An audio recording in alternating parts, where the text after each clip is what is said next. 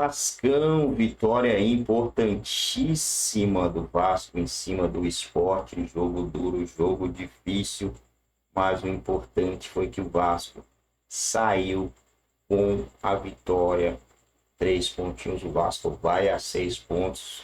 Essas vitórias no início da temporada são muito importantes, porque pode ser cobrado lá no final, né? E o Vasco está vencendo por enquanto os jogos que ele tem que vencer, que é obrigatório o Vasco vencer.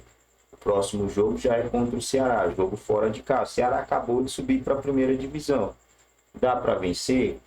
Dá para sair de lá com pelo menos 1 ponto. Aí depois tem o Flamengo. Dá para vencer?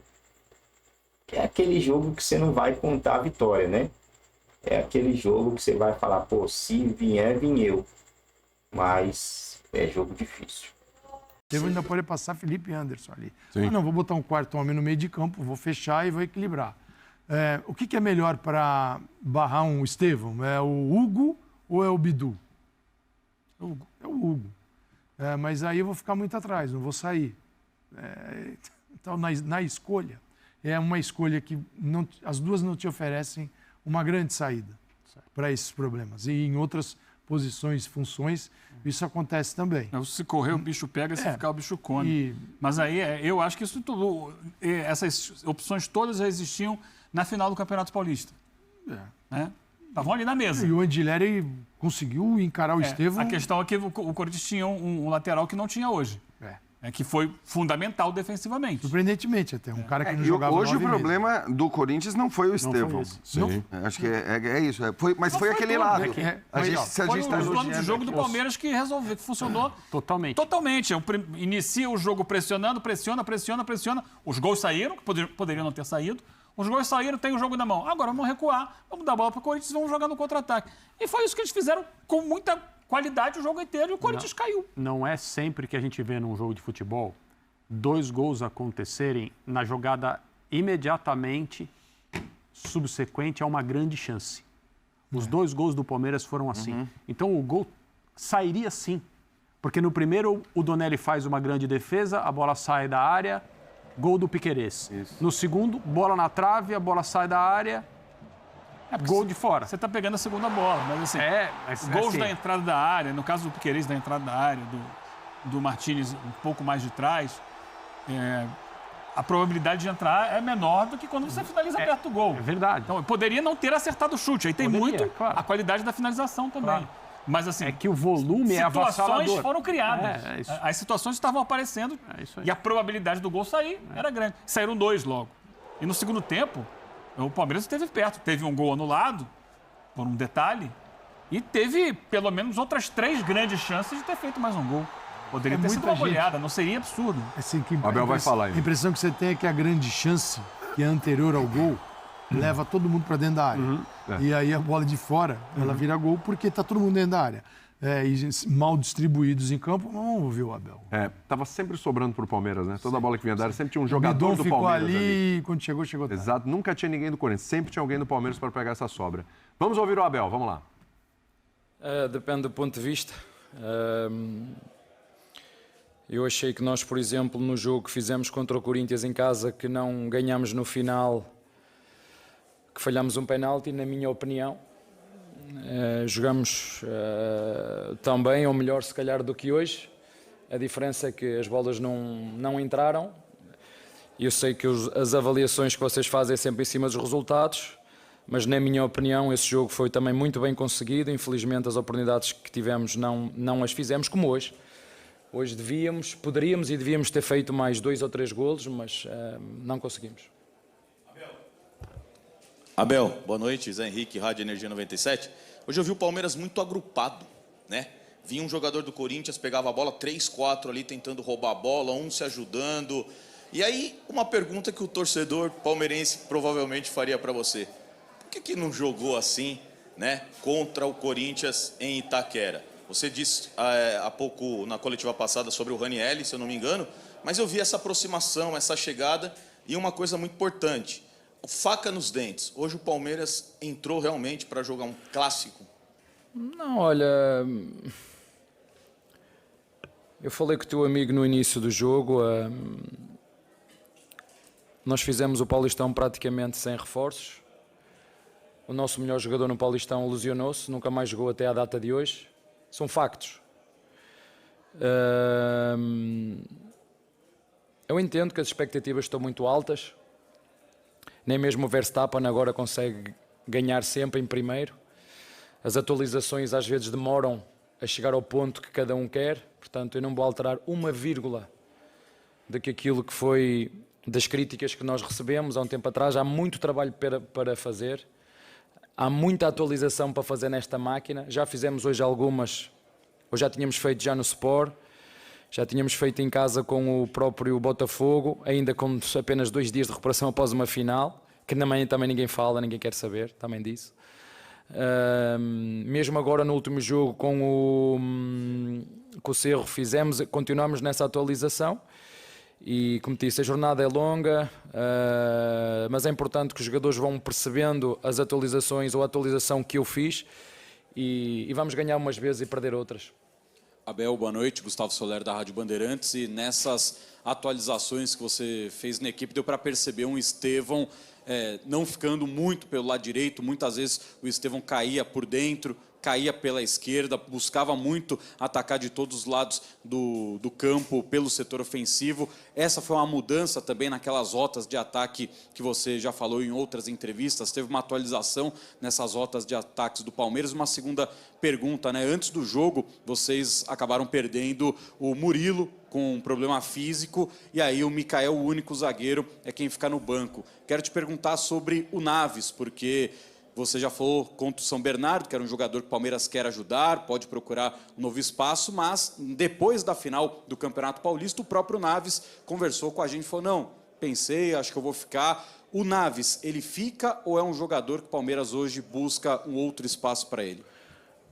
Olha, o Naves foi dos jogadores que mais pediu para sair e nós deixámos sair, mas a verdade é que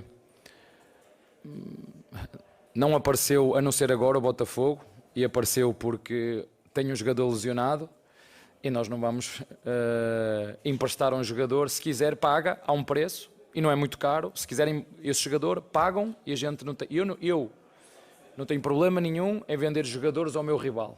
Nenhum. Agora não vamos emprestar com a opção de compra, porque aqui no Palmeiras ninguém é idiota, não é? Sabemos aquilo que fazemos. Como eu te disse, o Naves pediu muito para sair, nós sim senhor. Houve uma outra abordagem, mas nada de concreto. Ficámos à espera que o empresário trouxesse algo de concreto.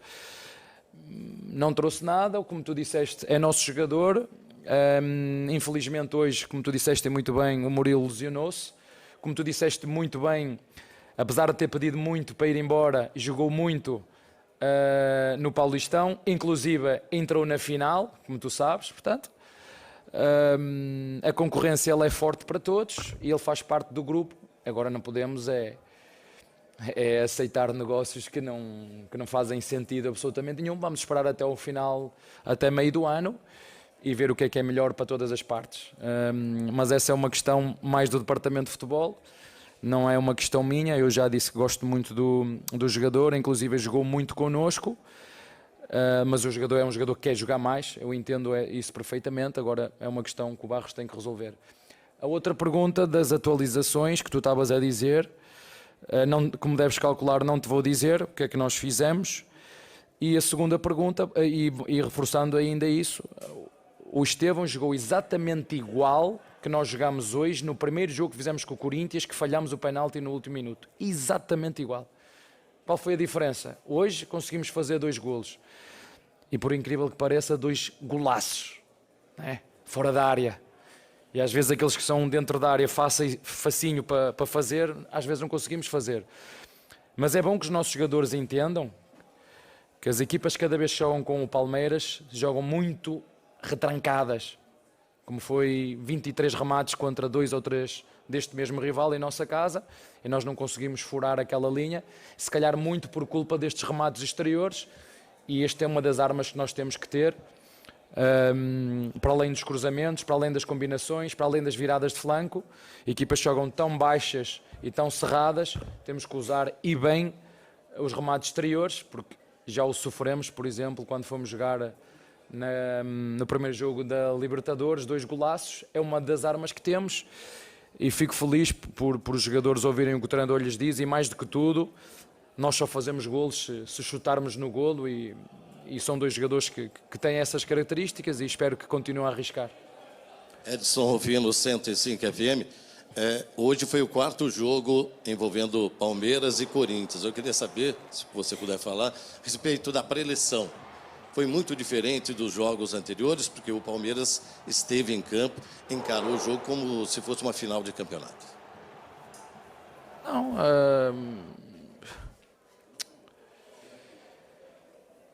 para mim todos os jogos são importantes. E a final do Paulista foi decidida por detalhes. Se nós formos puxar atrás, nós falhámos um penalti no primeiro jogo do Paulista, vocês estão sempre a falar no Paulista, que nos podia colocar, inclusive, numa fase seguinte, em primeiro lugar. Se vocês se lembram, que deu um empate, que nós fizéssemos esse penalti, tínhamos ganho esse jogo no último segundo, lembra-se? No primeiro jogo da final, em nossa casa, o Corinthians só defendeu, e bem, e numa transição que teve, ou num remate fora da área do Yuri Alberto, fez 1-0. E em casa deles, podemos ter empatado a eliminatória. O que é que aconteceu? Sabe-me dizer? O que é que aconteceu? Falhamos um penalti. Então, temos que aceitar. Eu não mudo o meu discurso em função se ganho ou se perco. Fico contente quando ganho e fico puto quando perco. E isso eu não vou mudar. Eu sou assim, não vou mudar. Odeio perder. Amo ganhar. Isto sou eu. Isto eu não vou mudar. Entende? Portanto, o Corinthians é um dos rivais que nós temos ao longo deste ano. Bom, rapaziada, é isso aí, galera. Vitória importante do Vasco. O Palmeiras também venceu na rodada. Juventude venceu o Ceará, o próximo adversário do Vasco, né? É o Ceará, não é o próximo adversário do Vasco, se eu não estiver enganado. Deixa eu dar uma olhada aqui se o próximo adversário do Vasco realmente é o Ceará, né, galera? Campeonato Brasileiro, Vasco, calendário, é o Ceará. Ceará fora de casa e o Flamengo em casa, né? O jogo é em casa, mas não é em casa, né? Aquela coisa ali de jogo no Maracanã contra o time do Flamengo. Não dá para considerar aí que esse jogo é um jogo onde o Vasco jogará em casa. Na minha opinião aí, esse jogo não poderia ser jogado no Maracanã. Mas quem sou eu na fila do pão, né? Eu não sei o que rola, não entendo nada. Nosso time, né? É o que acontece aí para que o Vasco tenha que jogar contra o Flamengo no Maracanã. Você jogar contra o Flamengo no Maracanã hoje é brincanagem, né, gente? Você vai enfrentar o Flamengo em casa. Aí você enfrenta os 2 jogos do Flamengo em casa. Mas divide o público. Mas não é a mesma coisa, né? Em São Januário o clima é outro. É mais... Ali sim é a casa do Vasco. O Vasco ali consegue bater mais de frente com o Flamengo do que no Maracanã. Mas, como disse, né? Não sei motivo, não sou ninguém, não vou entender se alguém tentar me explicar também, tendo em vista que o Vasco vem apanhando do Flamengo há muito tempo e você tem a oportunidade de competir com o Flamengo jogando em São Januário, o jogo não pode ser lá. Coisas aí do futebol, né? O jogo tem que ser no Maracanã. Então o Vasco enfrenta o Flamengo 2 vezes no Brasileirão, fora de casa. 2 vezes na casa do Flamengo. Ou levasse esse jogo para uma outra cidade, um outro lugar, né? Mas aí tem a questão do logística, dinheiro, etc. e tal. Vamos ver Vamos ver como vai ser esse jogo aí. Mas é difícil. Jogo difícil, muito difícil. O jogo que o Vasco fez contra o Corinthians, aí sem imaginar que ele vai enfrentar o Flamengo, a chance de tomar uma alagada é grande.